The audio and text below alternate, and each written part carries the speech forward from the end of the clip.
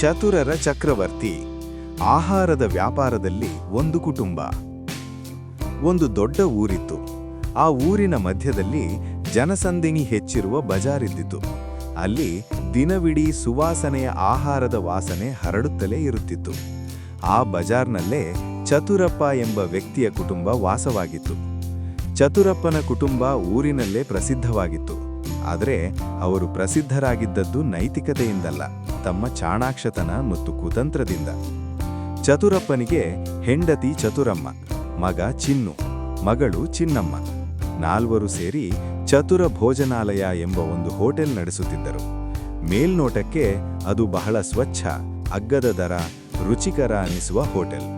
ಆದರೆ ಒಳಗಿನಿಂದ ಅದು ಲಾಭದ ಲೆಕ್ಕಾಚಾರ, ಮೋಸ ಮತ್ತು ಚತುರ ಯೋಜನೆಗಳಿಂದ ತುಂಬಿತ್ತು. ಚತುರಪ್ಪ ಎಂದಿಗೂ ನೇರವಾಗಿ ಮೋಸ ಮಾಡುವವನಲ್ಲ. ಅವನು ಯಾವಾಗಲೂ ನಿಯಮದ ಅಂಚಿನಲ್ಲಿ ನಿಂತು ಕೆಲಸ ಮಾಡುತ್ತಿದ್ದ. ಅವನ ತತ್ವ ಒಂದೇ: ಗ್ರಾಹಕ ತೃಪ್ತಿಯಾದಂತೆ ಕಾಣಬೇಕು, ಲಾಭ ನಮ್ಮ ಕೈಗೆ ಬರಬೇಕು. ಚತುರಮ್ಮ ಅಡುಗೆ ಮನೆಯ ರಾಣಿ. ಅವಳು ಕಡಿಮೆ ಪದಾರ್ಥದಲ್ಲಿ ಹೆಚ್ಚು ಅಡುಗೆ ತಯಾರಿಸುವ ಕಲೆಯಲ್ಲಿ ಪಟು. ಒಂದು ದಿನದ ಹಳೆಯ ತರಕಾರಿಯನ್ನು ಮತ್ತೊಂದು ದಿನ ಹೊಸದಂತೆ ತೋರಿಸುವುದು, ಅನ್ನವನ್ನು ನೀರಿನಲ್ಲಿ ಹೆಚ್ಚಾಗಿ ಬೇಯಿಸಿ ಪ್ರಮಾಣ ಹೆಚ್ಚಿಸುವುದು ಅವಳ ಸಾಮಾನ್ಯ ಕೆಲಸ. ಏನ್ಮಾಡ್ಬೇಕು, ವ್ಯಾಪಾರ ಅಂದ್ರೆ ಚಾಣಾಕ್ಷತೆ ಬೇಕು ಎಂದು ಅವಳು ತನ್ನನ್ನೇ ಸಮಾಧಾನ ಮಾಡಿಕೊಳ್ಳುತ್ತಿದ್ದಳು. ಮಗ ಚಿನ್ನು ಲೆಕ್ಕಾಚಾರದ ಹೊಣೆ ಹೊತ್ತಿದ್ದ.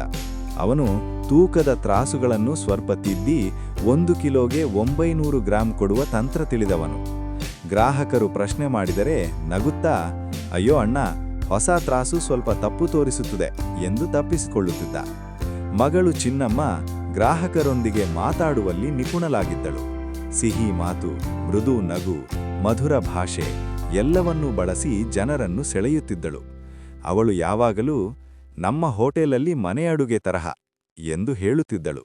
ಆದರೆ ಆ ಮನೆ ಅಡುಗೆಯಲ್ಲಿ ಲಾಭದ ಮಸಾಲೆ ಹೆಚ್ಚಿರುತ್ತಿತ್ತು. ಈ ಕುಟುಂಬದ ವ್ಯಾಪಾರ ದಿನದಿಂದ ದಿನಕ್ಕೆ ಬೆಳೆಯುತ್ತಲೇ ಹೋಯಿತು. ಹತ್ತಿರದ ಊರಿನಿಂದಲೂ ಜನ ಬರಲು ಆರಂಭಿಸಿದರು.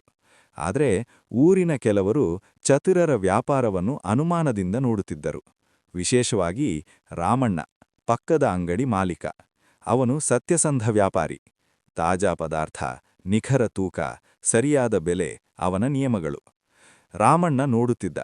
ಚತುರರ ಹೋಟೆಲ್ ಯಾವಾಗಲೂ ತುಂಬಿರುತ್ತಿತ್ತು, ಆದರೆ ಗುಣಮಟ್ಟ ಅಷ್ಟೊಂದು ಉತ್ತಮವಲ್ಲ. ಅವನು ಹಲವಾರು ಬಾರಿ ಚತುರಪ್ಪನಿಗೆ ಎಚ್ಚರಿಕೆ ಕೊಟ್ಟಿದ್ದ.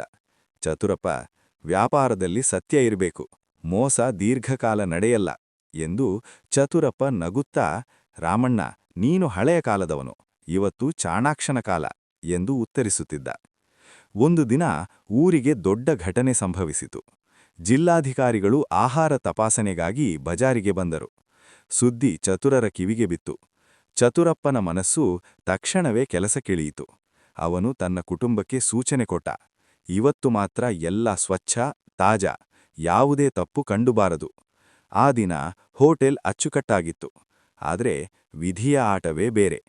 ತಪಾಸಕರು ಹೋದ ನಂತರ ಅದೇ ದಿನ ಸಂಜೆ ಹಲವಾರು ಗ್ರಾಹಕರು ಅಸ್ವಸ್ಥರಾದರು. ಎಲ್ಲರ ಬೆರಳು ಒಂದೇ ಕಡೆ ತೋರಿಸಿತು: ಚತುರ ಭೋಜನಾಲಯ. ಊರಿನ ಜನ ಒಟ್ಟಾಗಿ ಸೇರಿದರು. ಪಂಚಾಯತ್ ಕೂತಿತು. ರಾಮಣ್ಣ ಕೂಡ ಇದ್ದ. ಈ ಬಾರಿ ಚತುರಪ್ಪನಿಗೆ ಮಾತಾಡಲು ಪದಗಳು ಸಿಗಲಿಲ್ಲ. ಜನರು ಪ್ರಶ್ನೆ ಕೇಳಿದರು: ತೂಕ, ಗುಣಮಟ್ಟ, ಹಳೆಯ ಪದಾರ್ಥಗಳು. ಚಿನ್ನು ತ್ರಾಸಿನ ವಿಷಯ ಒಪ್ಪಿಕೊಂಡ. ಚತುರಮ್ಮ ಅಡುಗೆ ಬಗ್ಗೆ ಮೌನ ಮುರಿದಳು. ಚಿನ್ನಮ್ಮ ಕಣ್ಣೀರಿಟ್ಟು, ನಾವು ತಪ್ಪು ಮಾಡಿದ್ದೇವೆ ಎಂದಳು.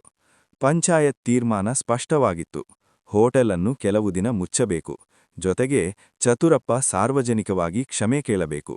ಆ ಕ್ಷಣದಲ್ಲಿ ಚತುರಪ್ಪ ಮೊದಲ ಬಾರಿಗೆ ಅರಿತುಕೊಂಡ: ಚಾಣಾಕ್ಷತೆ ಮತ್ತು ಕುತಂತ್ರ ಒಂದೇ ಅಲ್ಲ. ಹೋಟೆಲ್ ಮುಚ್ಚಿದ ದಿನಗಳು ಚತುರರ ಕುಟುಂಬಕ್ಕೆ ಪಾಠ ಕಲಿಸಿದವು.